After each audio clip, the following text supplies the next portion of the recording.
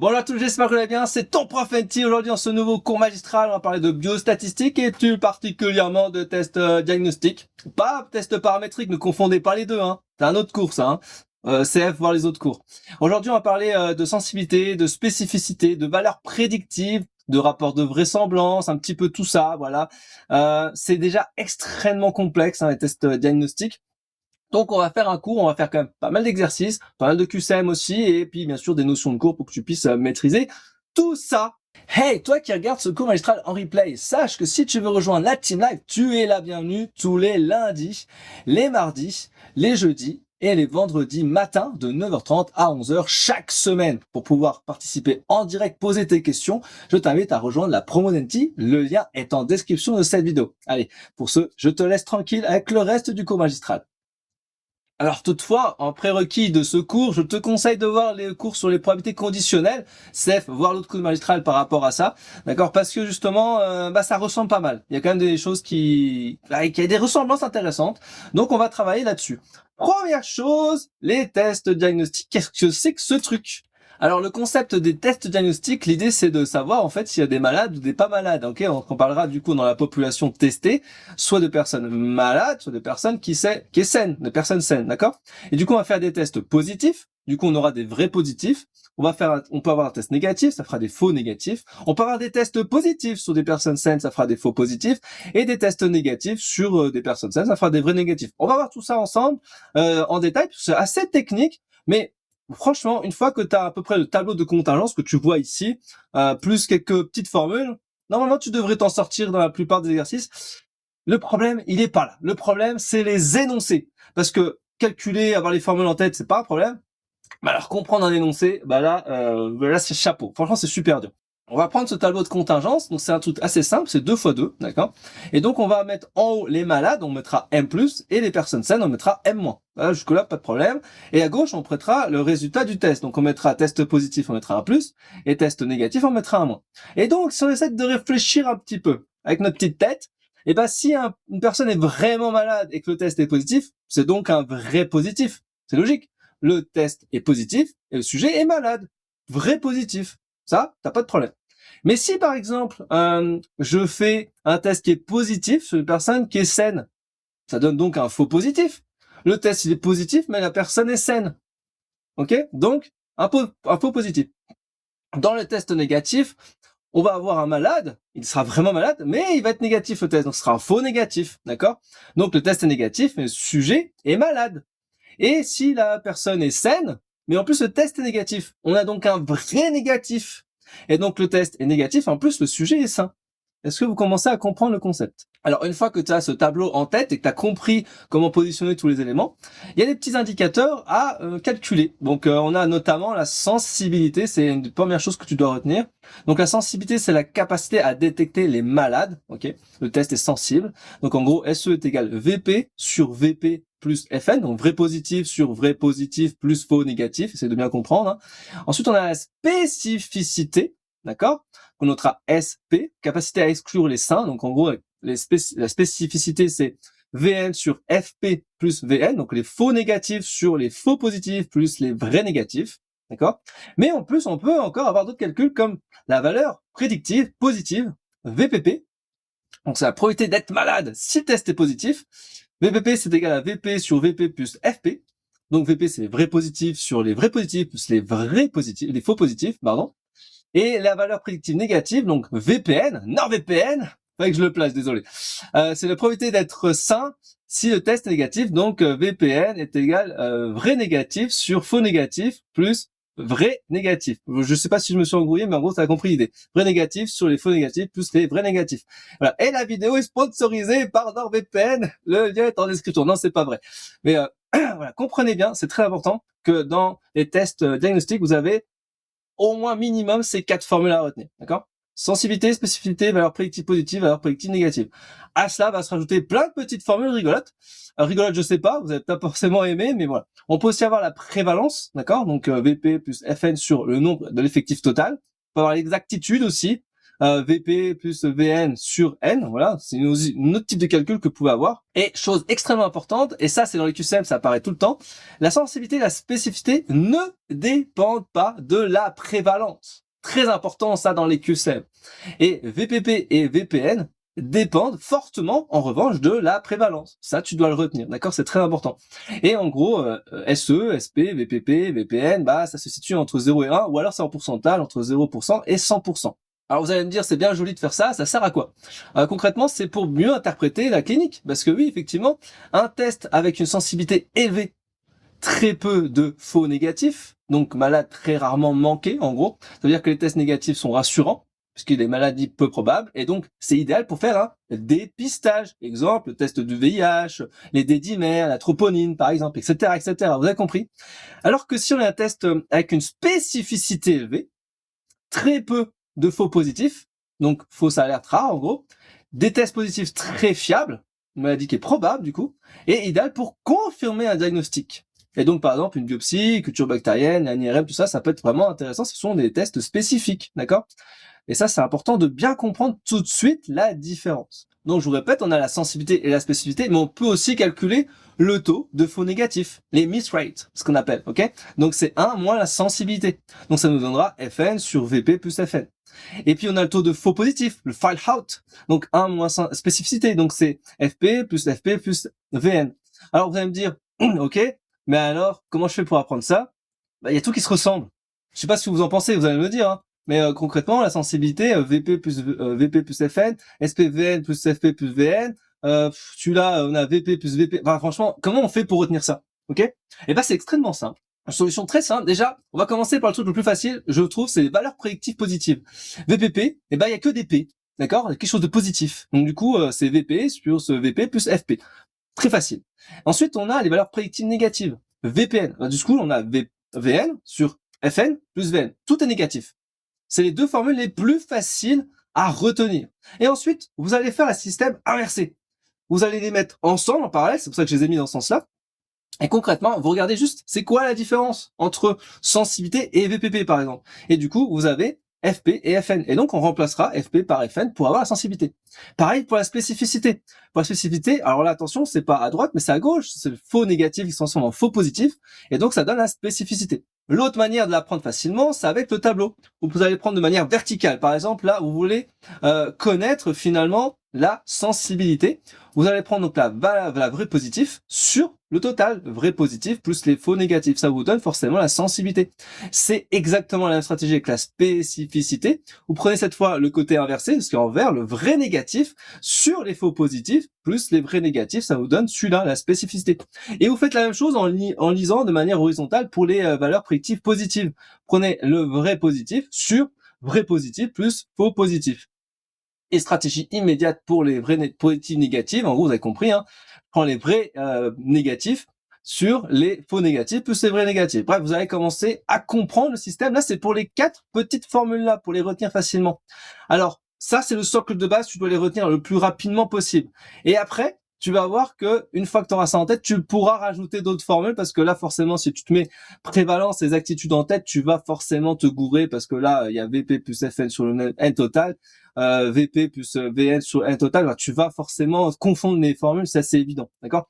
D'autant plus que si je rajoute taux de faux négatif, taux de faux positif, tu vas en plus te gourer de plus. Donc, dans un premier temps, tu apprends les 4 formules de base et ensuite, une fois que tu es à l'aise, tu fais ça. Une fois que vous êtes à l'aise avec toutes ces petites formules, vous pouvez aller sur des formules beaucoup plus avancées, par exemple, pour les valeurs VPP. Par exemple, ça fera sensibilité fois la prévalence sur la sensibilité fois la prévalence plus 1 moins la spécificité fois 1 moins P. Bref, ça a l'air chaud. Pareil hein, pour VPN, hein, spécificité fois 1 moins P sur 1 moins sensibilité fois P plus SP fois 1 moins P. Bref, là, tu as envie de te dire, mais c'est la galère, comment je retiens ça? Bon. Pour l'instant, aujourd'hui, on n'aura pas le temps d'aller dans les détails sur cette partie-là, mais il faut savoir que les 4 petites formules de base, là, ne sont pas suffisantes dans la majorité des exercices pour pouvoir réussir à répondre au QCM.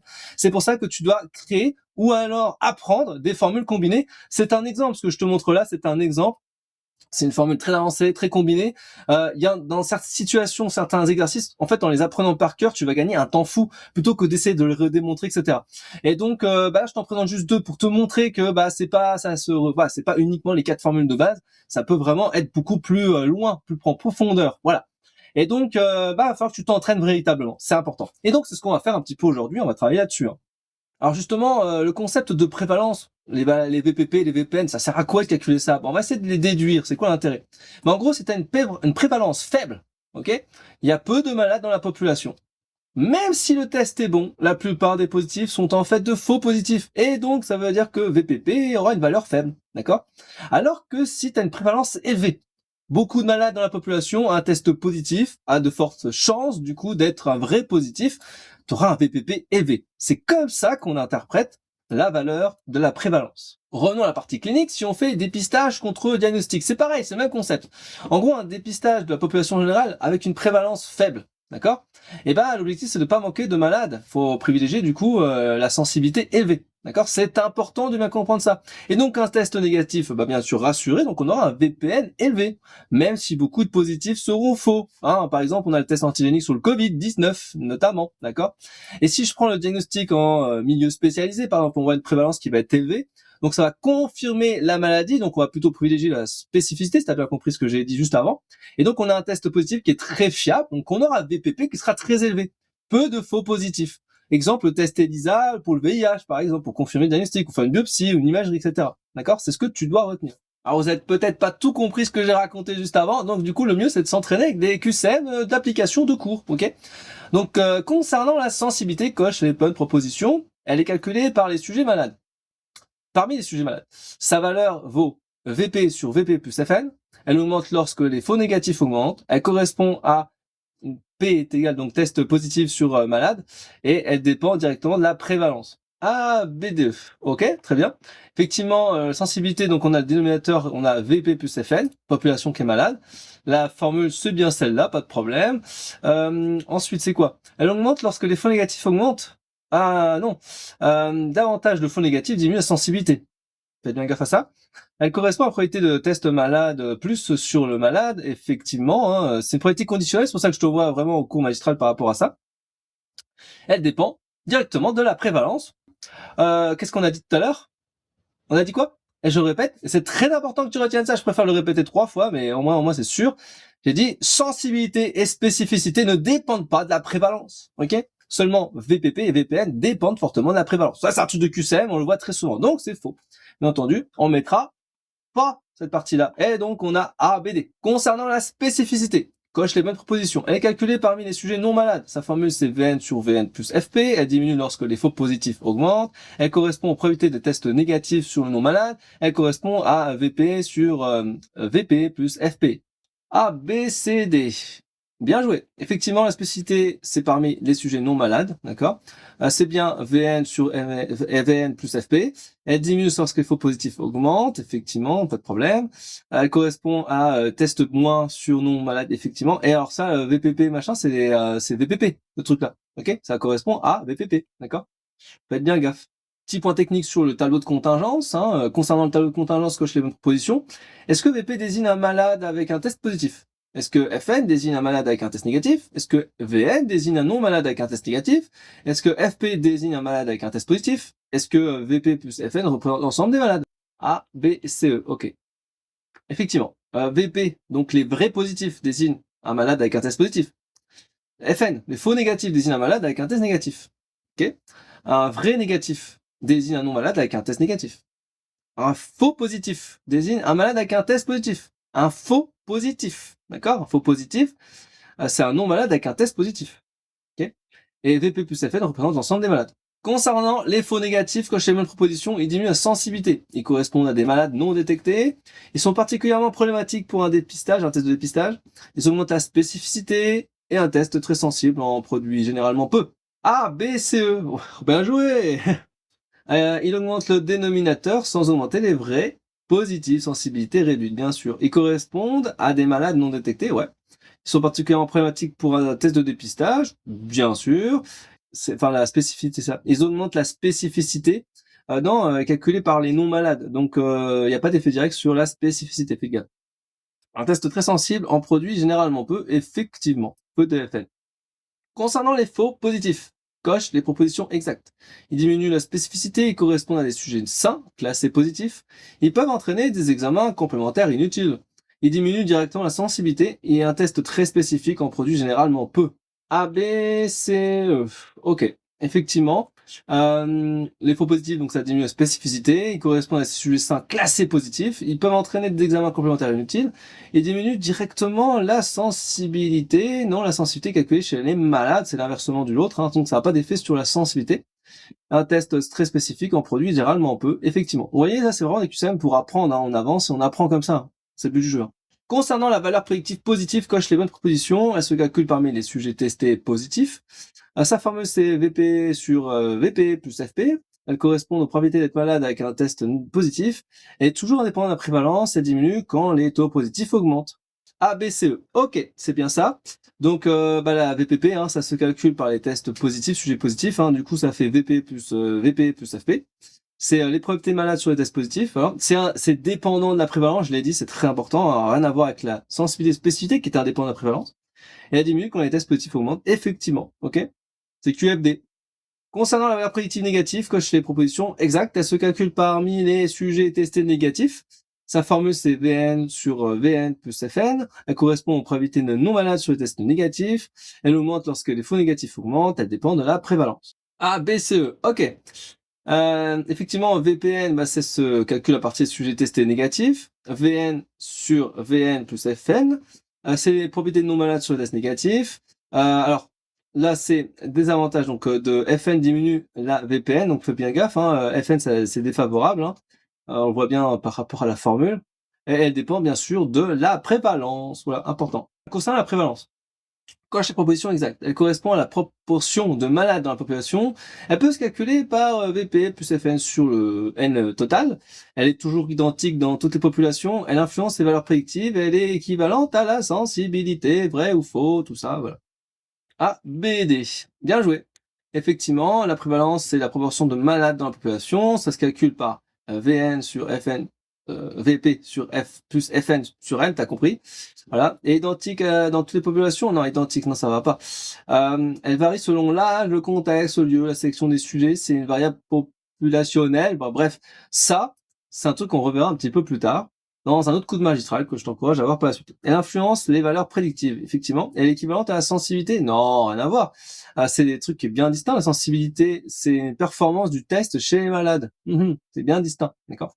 On va aller voir le rapport de vraisemblance avec les formules de Bayes. Ça vous rappelle peut-être quelque chose, Bayes? Ça, c'est ce qu'on a vu dans le cours sur les probabilités conditionnelles. Je vous encourage à voir ça, bien entendu. À quoi ça sert les rapports de vraisemblance qu'on va noter bien souvent LR, d'accord? Ça mesure la capacité d'un test à soutenir ou infirmer une maladie. Ok, donc en général, on a associé le théorème de Bayes qui permet de transformer cette information en probabilité clinique. Voilà. En gros, vous avez ce genre de formule à retenir. C'est très chiant, je suis désolé, mais c'est pas moi qui l'ai fabriqué. Hein. Du coup, les LR positifs, donc c'est la probabilité d'obtenir un test positif chez un malade par rapport à un sujet sain. D'accord? Donc les LR+, ce sera donc la sensibilité sur 1 moins la spécificité. Et donc, si LR positif est supérieur à 1, le test est plus probable chez les malades. Donc, plus la valeur est grande, meilleure est la preuve pour la maladie. D'accord? Ce que tu dois retenir, c'est très important. Et si on a LR négatif, donc LR moins, c'est donc la probabilité d'obtenir un test négatif chez un malade par rapport à un sujet sain. D'accord? Et donc, le LR négatif, c'est 1 moins sensibilité sur la spécificité. S'il est négatif, le test est plus probable chez les malades. Ainsi, plus la valeur est petite, meilleure est la preuve contre la maladie. On va essayer de regarder un peu les formules. Elles se ressemblent pas vraiment, hein. Il y a des feintes techniques.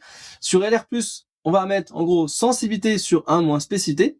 Et sur LR négatif, en fait, on va inverser le truc. Et en plus de ça, on va mettre un 1 moins sensibilité sur SP. Alors, ça c'est compliqué à apprendre brut, hein. Il faut en fait que tu comprennes les différentes notions pour bien resituer en fait finalement les formules. Tu peux bien sûr les apprendre par cœur si tu préfères, mais les comprendre des fois c'est toujours un peu plus rapide, d'accord? Donc je t'en rajoute encore d'autres, je suis désolé, c'est comme ça. J'espère que tu apprécies ce cours magistral. Si tu es plus loin dans cette matière, que tu te sens en difficulté, que tu vas plus en profondeur ou que tu es en pleine maîtrise des biostatistiques, j'ai créé pour toi un cours complet qui s'appelle Tout savoir sur les biostatistiques générales et qui te permet d'aller beaucoup plus loin. Il y a plus de 27 modules de cours, c'est extrêmement complet. Là notamment aujourd'hui on travaille sur les tests diagnostiques, donc c'est toute petite bricole par rapport à tout ce que tu peux retrouver dans cette matière-là. Il faut vraiment que tu potasses cette matière, c'est très important en première année et aussi pour l'internat, ça c'est important. Tu vas retrouver bien entendu des cartes mentales, tu vas retrouver du contenu court, des schémas détaillés, de quoi travailler sur les formules, des applications, de quoi mémoriser, des pièges classiques, des lexiques, et bien entendu, les flashcards avec des QCM détaillés pour que tu puisses bien sûr aller beaucoup plus loin et performer, c'est le but du jeu. Aussi, au sein du campus, tu peux cumuler des badges, donc c'est un parcours certifiant. L'idée, c'est que tu puisses réaliser un défi avec moi pour progresser, avancer, réussir un examen, et ça te permet d'obtenir attestation de formation ainsi qu'un certificat de réussite. C'est intéressant comme preuve de maîtrise à ajouter dans ton dossier de passage ou à ton CV en parallèle de du coup de tes études de passage ou de santé. Ça te permet de valoriser vraiment ton dossier. Donc tu retrouveras toutes les informations en description de cette vidéo, et moi je te laisse avec le reste du cours magistral sur les biostatistiques, sur les tests paramétriques, non, pas les tests paramétriques, les tests diagnostiques pour aujourd'hui. Allez, courage à toi. Concernant le rapport de vraisemblance positif, LR+, coche les bonnes propositions. Sa formule est SE sur 1 moins SP. Il utilise le taux de faux positif au dénominateur. Un RR+, donc c'est aussi l'autre façon d'écrire. On peut faire LR ou RV+, ok? Donc bien gaffe aux écritures. Ça dépend des profs pour le coup. Donc un RV+ élevé renforce la probabilité de la maladie. Un RV+ est égal à 1 est très performant. Il est toujours inférieur à 1. On propose ABC. Bien joué. Effectivement, le rapport de vraisemblance positif, sa formule, c'est SE sur 1 moins SP. Parfait. Il utilise le taux de faux positif au dénominateur. Effectivement, un RV+ élevé renforce la probabilité de maladie, bien sûr. Alors, c'est égal à 1, très performant, tout ça, on va revoir dans les formules, vous allez voir. Mais concrètement, il ne modifie pratiquement pas après le prétexte. D'ailleurs, on verra ça dans le calcul, c'est plus important de le comprendre comme ça. Et il est toujours inférieur à 1. Non, ça peut être aussi supérieur, hein, d'accord? D'ailleurs, un bon RV positif est contrairement supérieur à 1. Oui, c'est ce qu'on souhaite en fait, c'est que ce soit supérieur à 1. Et oui, c'est important. Concernant le rapport de vraisemblance négative, coche les bonnes propositions. Donc là, on essaie de l'apprendre, mais l'autre version. Sa formule est 1 moins SE sur SP. Il utilise le taux de faux négatif au numérateur.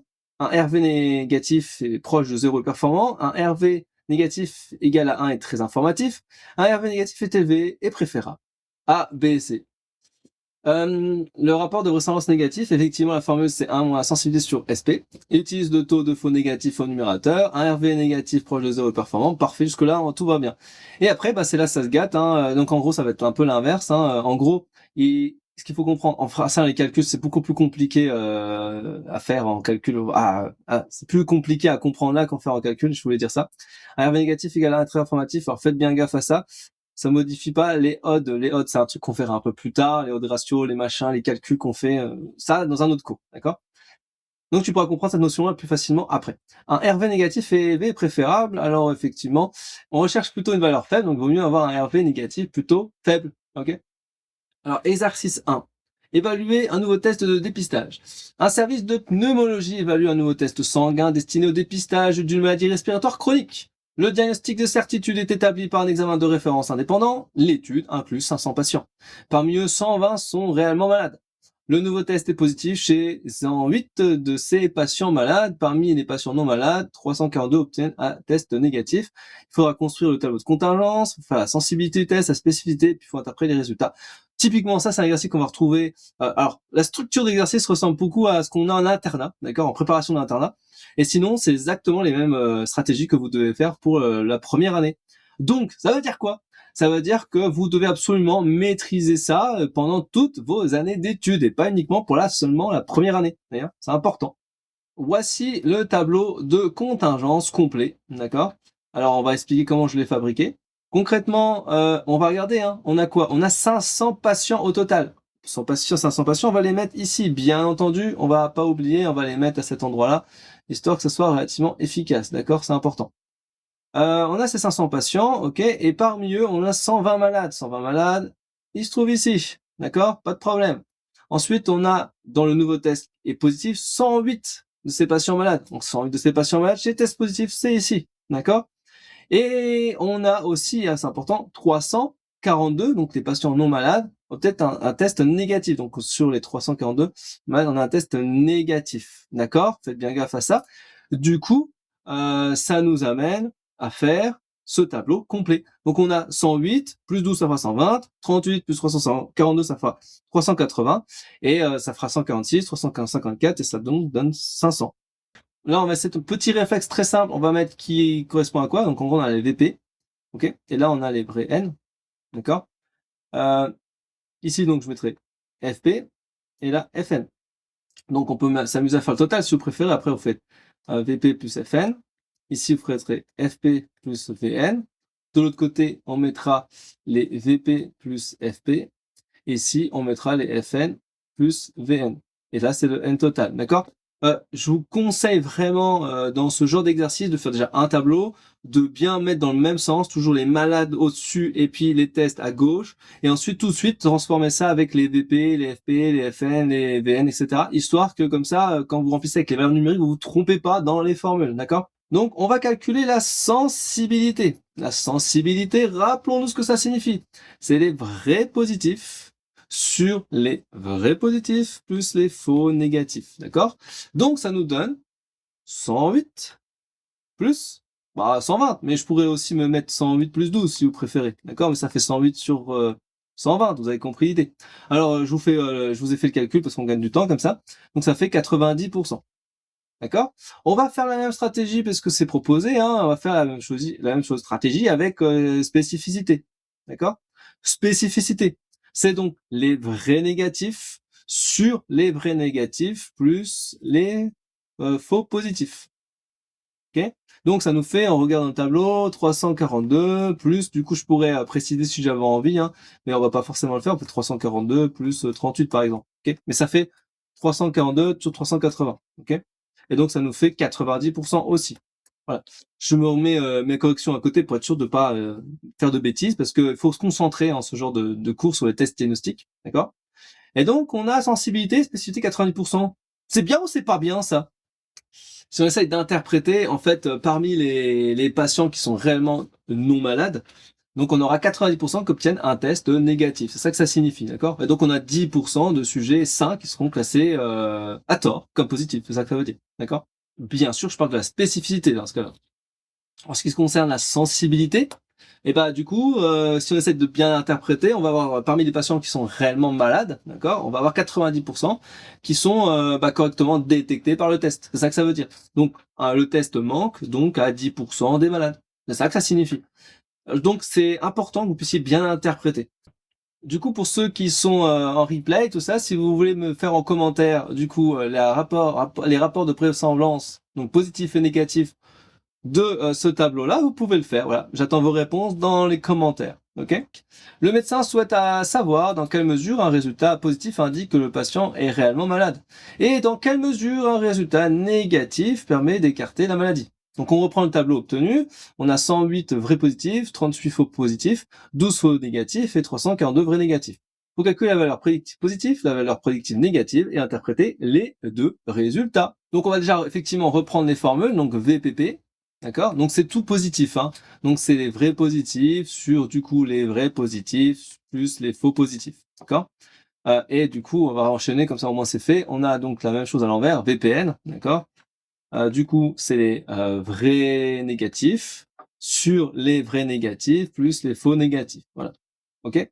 Et donc on n'a plus qu'à changer par les valeurs. Donc le premier c'est 108 plus du coup on va retrouver 108 et on va retrouver 38, d'accord?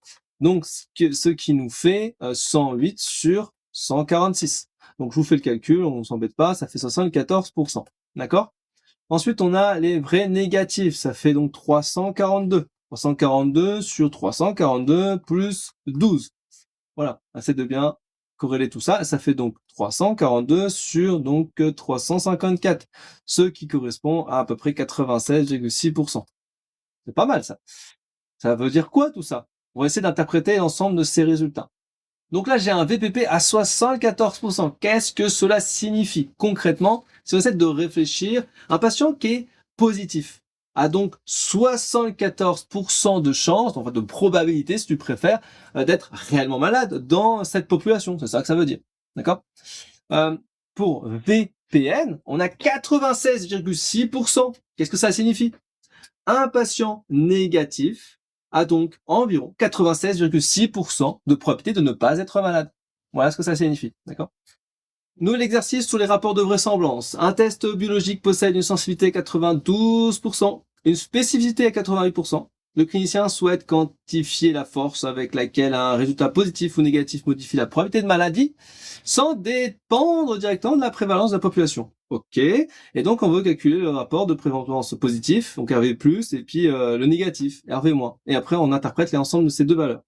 Donc, première formule, RV+, eh ben, c'est la sensibilité sur 1 moins la spécificité. Donc là, il suffit tout simplement de prendre la sensibilité. Alors, fais bien gaffe, là j'ai mis un pourcentage, donc du coup on enlève les pourcentages quand on calcule, hein, bien entendu. Et donc ça fait 0,92 sur 1 moins 0,88. Alors je vous fais le calcul, hein, ça fait 0,92 sur 0,12, et donc ça nous donne 7,67. On va faire la même chose avec RV-. Donc RV-, c'est quoi RV-? C'est l'inverse, hein, faites bien, ça fait 1 moins sensibilité sur SP. D'accord? Donc ça nous fait 1 moins 0,92 sur 0,88. Donc ça nous fait 0,12 sur 0,88, si vous avez compris l'idée. Et du coup, alors, non, ça fait 0,08, pardon. C'est de bien, faut faire gaffe, faut pas se tromper. 0,08 sur 0,88 et ça nous fait 0,091. Voilà. On a un résultat positif qui est d'environ 7,7 fois plus probable, c'est ça qu'il faut bien retenir, plus probable chez un malade que chez un non malade. C'est ça qu'il faut retenir. Donc en gros, plus RV est élevé, en gros, plus un résultat positif renforce l'hypothèse diagnostique. Concernant RV-, il est très faible, à 0,09. D'accord? Qu'est-ce que cela signifie?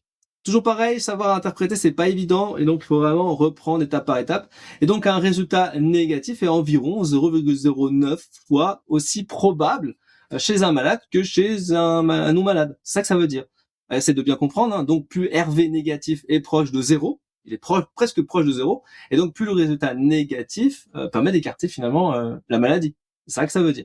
En général, quand je présente cette notion-là, je perds la moitié des étudiants. Donc, je vous ai mis un petit repère, d'ailleurs, dans le guide, que vous pouvez télécharger au sein du campus d'Annecy dans l'amphithéâtre. N'hésitez pas à rejoindre la promo, le lien est en description. C'est par ici, voilà. Et par ici, je vous ai mis des choses intéressantes, notamment, voilà. Plus c'est super, par exemple, super à 10, c'est forte preuve pour la maladie. Voilà. Par exemple, on est entre 2 et 10, donc c'est preuve modérée. Et si on a un LR qui est négatif, en dessous du coup de 0,1, forte preuve contre la maladie. C'est très pratique comme système, d'accord? Alors, il faut mesurer la fréquence de la maladie. Le responsable de l'étude souhaite décrire la population incluse avant de publier les performances du test. Donc, parmi les 500 patients, 120 sont réellement atteints de la maladie selon l'examen de référence. Il faut calculer la prévalence de la maladie. Et après, il faut expliquer pourquoi la prévalence peut influencer VPP, VPN, sans modifier directement la sensibilité et spécificité. Bref, ça, on pourra s'amuser à le calculer après. La prévalence, qu'on va noter P, c'est le nombre de malades sur l'effectif total. D'accord? Là, c'est donné, hein. Il n'y a pas de fin de technique, hein. Il y a 120 qui sont malades. Donc 120 sur 500. 120 sur 500. Ça se fait de tête, ça. Quoi, ça se fait pas de tête? Si, ça se fait de tête. 12 sur 50. 12 sur 50. Alors, vous avez comme ça un truc genre 12 sur 50. Une des stratégies, c'est de multiplier par 2. Regarde, je vous montre. Vous allez voir, c'est hyper rapide. 24 sur 100. Ah, voilà. 0,24. Donc 24%. Est-ce que je l'ai pas dit que tout peut se faire de tête? Il suffit d'avoir la stratégie du calcul mental. Donc je répète, hein, la prévalence, c'est quand même qu'il y a 24% du coup de personnes atteintes. Ça veut dire qu'en gros, on a 24 patients sur 100 qui sont malades. C'est ça que ça veut dire la prévalence, d'accord? Que je veuille calculer VPP et VPN, d'accord?